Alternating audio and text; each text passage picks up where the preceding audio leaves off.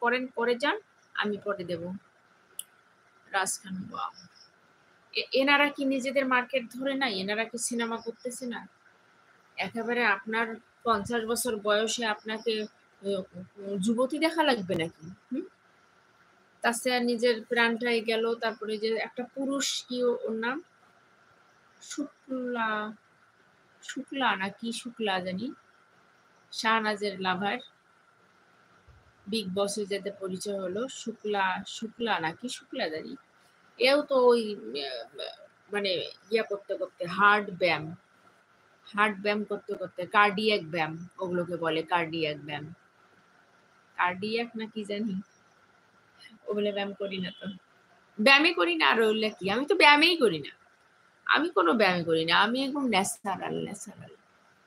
একদম ন্যাচারাল। আপনার বয়স ৩২। হুম।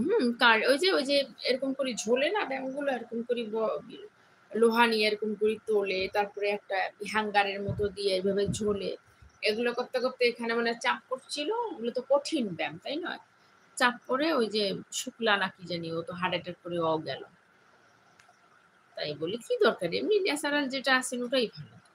আপনার বয়স হবে এবং নির্দিষ্ট সময় নির্দিষ্ট বয়সে আপনাকে যেতেই হবে। তো আপনার ওই যে ৬০ বছর বয়সে আপনাকে ৪০ দেখানোর দরকারটা কেন? কারণ আপনি তো ৬০-৭০ এর মধ্যে চলে যাবেন। কারণ না ধরলাম আপনি ৮০ বছর থাকবেন। ধরলাম ৮০ বছর, ৭৫ বাদ। ৮০ ধরলাম ৮০ বা ধরলাম ৯০ জোর ১০০। জোর ১০০। কিন্তু আপনি যখন ১০০ বছরে ৮০ বছরে যাবেন, আপনার শরীরে কিন্তু ওরকম প্রকৃতির নিয়ম অনুযায়ী কিন্তু আপনার শরীরে কি সকালে মর্নিং ওয়াক করি তো। ও আচ্ছা। শরীরে আপনার একটা ভারত্ব চলে আসবে। আপনি যখন ৮০ বছরে আপনি যখন ১০০ বছরে যাবেন না, তখন আপনার শরীরে একটা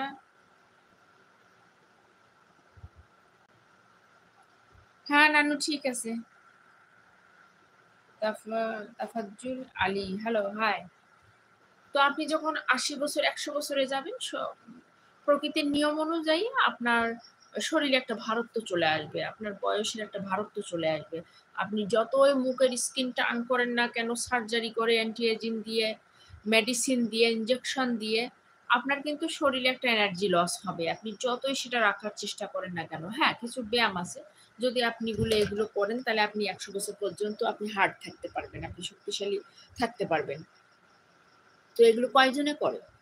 সবাই ওই যে ডাক্তারের পরামর্শ অনুযায়ী অ্যান্টি এজিং ইনজেকশন, ফর্সা হওয়ার ইনজেকশন, টান করার ইনজেকশন, তারপরে আরো কত কি ইনজেকশন যে দেয় বাপরে বাপ! এই যে শেফালি, নানান ধরনের ইনজেকশন।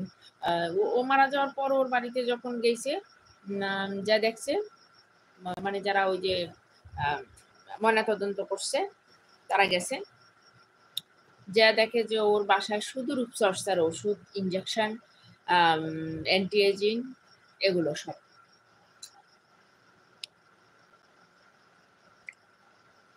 ঠিক আছে? তো বয়স হলে আপনাকে আপনার শরীরে এটা বয়স পড়বে। একা এত কিভাবে পারো? এইভাবেই পারি। যেভাবে চলছে এইভাবেই পারি।